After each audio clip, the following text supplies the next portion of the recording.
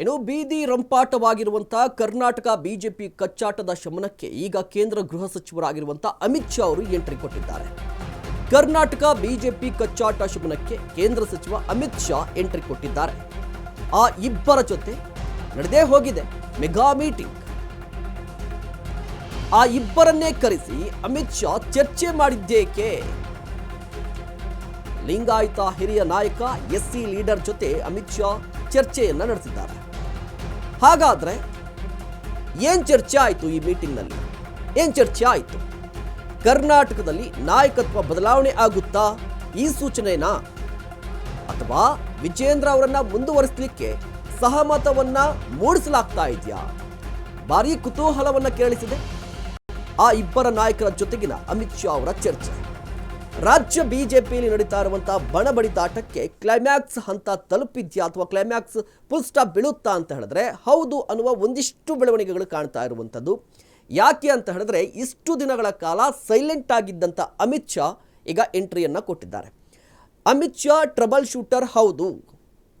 ರಾಜ್ಯ ಬಿಜೆಪಿಯಲ್ಲಿ ನಡೀತಾ ಇರುವಂಥ ಈ ಬೆಳವಣಿಗೆಗಳ ಬಗ್ಗೆ ಅಮಿತ್ ಶಾ ಅವರು ವಿ ಸೋಮಣ್ಣ, ಗೋವಿಂದ ಕಾರಜೋಳ ಅವರ ಜೊತೆ ಮಾತನಾಡಿದ್ದಾರೆ. ವಿ ಸೋಮಣ್ಣ, ಗೋವಿಂದ ಕಾರಜೋಳ ಅವರನ್ನ ಕರೆಸಿ ಮಾತನಾಡಿದ್ದೇಕೆ ಅನ್ನುವ ಕುತೂಹಲ. ಯತ್ನಾಳ್ ವಿಜೇಂದ್ರ ಬಣಬಡಿದಾಟದ ನಡುವೆ ಈ ಇಬ್ಬರನ್ನೇ ಕರೆದಿದ್ಯಾಕೆ? ಟ್ರಬಲ್ ಶೂಟರ್ ಅಮಿತ್ ಶಾ ಸಂಧಾನ ಸೂತ್ರ ಹೆಣೆಯುತ್ತಿದ್ದಾರಾ? ವಿಜೇಂದ್ರಗೆ ಪರ್ಯಾಯ ಅಧ್ಯಕ್ಷನ ಆಯ್ಕೆಗೆ ಚರ್ಚೆ ನಡೆಸ್ತಾ ಇದ್ದಾರಾ? ಲಿಂಗಾಯತ ಸಮುದಾಯದ ನಾಯಕ ವಿ ಸೋಮಣ್ಣ, ದಲಿತ ನಾಯಕ ಗೋವಿಂದ ಕಾರಜೋಳ ಸಂಸತ್ ಭವನದಲ್ಲಿ ಅಮಿತ್ ಶಾ ಜೊತೆ ಈ ಇಬ್ಬರು ನಾಯಕರು ಕೂಡ ಚರ್ಚೆಯನ್ನ ನಡೆಸಿದ್ದಾರೆ. ಒಂದು ಕಡೆ ಗೋವಿಂದ ಕಾರಜೋಳ BS ಯಡಿಯೂರಪ್ಪನವರ ಆಪ್ತ ವಲಯದಲ್ಲಿ ಗುರುತಿಸಿಕೊಂಡಂತಹ ವ್ಯಕ್ತಿ, ಮತ್ತೊಂದು ಕಡೆ ಯತ್ನಾಳ್ ಜೊತೆ ಉತ್ತಮ ಬಾಂಧವ್ಯ ಮತ್ತು ಸಂಬಂಧವನ್ನು ಹೊಂದಿರುವಂತಹ ವಿ ಸೋಮಣ್ಣ. ಈ ಇಬ್ಬರ ನಾಯಕರ ಭೇಟಿ ಅಮಿತ್ ಶಾ ಅವರ ಜೊತೆ ಸಾಕಷ್ಟು ಕುತೂಹಲಕ್ಕೆ ಕಾರಣವಾಗ್ತಾ ಇದೆ. ಅಮಿತ್ ಶಾ ಅವರು ಇಷ್ಟು ದಿನಗಳ ಕಾಲ ಸೈಲೆಂಟ್ ಆಗಿದ್ರು.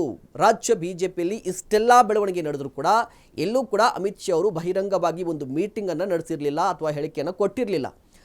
ಆದರೆ ಮೊದಲ ಬಾರಿಗೆ ಅಮಿತ್ ಶಾ ಅವರು ಇವತ್ತು ಆಕ್ಟಿವ್ ಆಗಿದ್ದಾರೆ. ಅಂದರೆ ಒಂದು ಕಡೆ ಈ ಸಮಸ್ಯೆಗೆ ಒಂದು ಫುಲ್ ಸ್ಟಾಪ್ ಇಡಲೇಬೇಕು ಅಂತ ಹೇಳಿ ಮುಂದಾಗಿರುವಂಥದ್ದು. ಅದೇ ಕಾರಣಕ್ಕಾಗಿ ವಿ ಸೋಮಣ್ಣನವ್ರನ್ನ ಮಾತನಾಡ್ತಿದ್ದಾರೆ. ಅದೇ ರೀತಿಯಾಗಿ ಗೋವಿಂದ ಕಾರಜೋಳ ಅವರನ್ನು ಕೂಡ. ಈ ಹಿಂದೆ ಯತ್ನಾಳ್ ಅವರು ಕೇಂದ್ರ ಸಚಿವರನ್ನ ಮತ್ತು ಸಂಸದರನ್ನ ಭಾಗಿಯಾಗಿದ್ರು. ಕಳೆದ ವಾರ 2 ಬಾರಿ ದೆಹಲಿಗೂ ಹೋಗಿದ್ರು. ಈ ಸಂದರ್ಭದಲ್ಲಿ ವಿ ಸೋಮಣ್ಣ, ಬೊಮ್ಮಾಯಿ ಸೇರಿ ಹಲವರ ಜೊತೆ ಚರ್ಚೆ ನಡೆಸಿದ್ರು. ವಿಜೇಂದ್ರ ಬದಲಾವಣೆಗೆ ಬೆಂಬಲವನ್ನ ಕೇಳಿದ್ರು ಯತ್ನಾಳ್ ಅವರ ತಂಡ. ಯತ್ನಾಳ್ ಟೀಮ್ ವಾಪಸ್ ಆಗ್ತಿದ್ದಂತೆ ಅಮಿತ್ ಶಾ ಜೊತೆ ವಿ ಸೋಮಣ್ಣ ಚರ್ಚೆ ನಡೆಸಿದ್ದಾರೆ. ರಾಜ್ಯ ಬಿಜೆಪಿಯಲ್ಲಿ ಸಂಚಲನ ಮೂಡಿಸಿದೆ ಅಮಿತ್ ಶಾ ಅವರ ನಡೆ. ಇಷ್ಟು ದಿನಗಳ ಕಾಲ ಸೈಲೆಂಟ್ ಆಗಿದ್ದ ಅಮಿತ್ ಶಾ ಅವರು ಈಗ ಏಕಾಏಕಿಯಾಗಿ ಈ ಇಬ್ಬರ ಸಂಸದರ ಜೊತೆ ಚರ್ಚೆ ನಡೆಸಿರುವಂಥದ್ದು ರಾಜ್ಯ ಬಿಜೆಪಿಯಲ್ಲಿ ಸಂಚಲನಕ್ಕೆ ಕಾರಣವಾಗಿದೆ. ಯಾವ ವಿಚಾರಗಳನ್ನ ಮಾತನಾಡಿದ್ರು ಅನ್ನುವ ಕುತೂಹಲ ಇದೆ. ಏನು ಮಾತನಾಡಿದ್ರು, ಅಮಿತ್ ಶಾ ಅವರು ಏನು ಕೇಳಿದ್ರು, ವಿ ಸೋಮಣ್ಣ ಏನು ಹೇಳಿದ್ರು? ಯಾಕೆ ಅಂತ ಹೇಳಿದ್ರೆ ವಿ ಸೋಮಣ್ಣ ವಿಜೇಂದ್ರ ವಿರುದ್ಧವಾಗಿರುವಂತಹ ಬಣದಲ್ಲಿ ಗುರುತಿಸಿಕೊಳ್ಳದೆ ಇದ್ರೂ ಕೂಡ ವಿಜೇಂದ್ರ ವಿರುದ್ಧವಾಗಿ ನಿಂತಿದ್ದಾರೆ. ಎಲ್ಲೋ ಒಂದು ಕಡೆ ಈ ಸಾಕಷ್ಟು ಬೆಳವಣಿಗೆ ಆಗಿರುವಂಥದ್ದು. ಅಂದರೆ ವಿಜೇಂದ್ರ ವಿ ಸೋಮಣ್ಣನವರ ನಡುವಿನ ಈ ಸಂಬಂಧ ಯಾವತ್ತೋ ಹಾಳಾಗಿದೆ.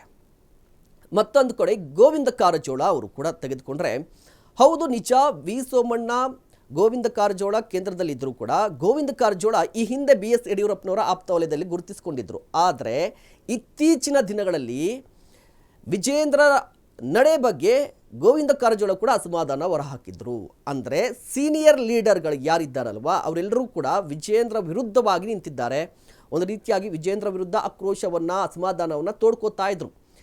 ಇದೇ ಮೊದಲ ಬಾರಿಗೆ ಈಗ ಅಮಿತ್ ಶಾ ಅವರು ಈ ಇಬ್ಬರು ನಾಯಕರನ್ನ ಭೇಟಿ ಮಾಡಿ ಅಥವಾ ಅವ್ರ ಜೊತೆ ಚರ್ಚೆ ನಡೆಸಿರುವಂಥದ್ದು ಸಾಕಷ್ಟು ಕುತೂಹಲಕ್ಕೆ ಕಾರಣವಾಗಿದೆ.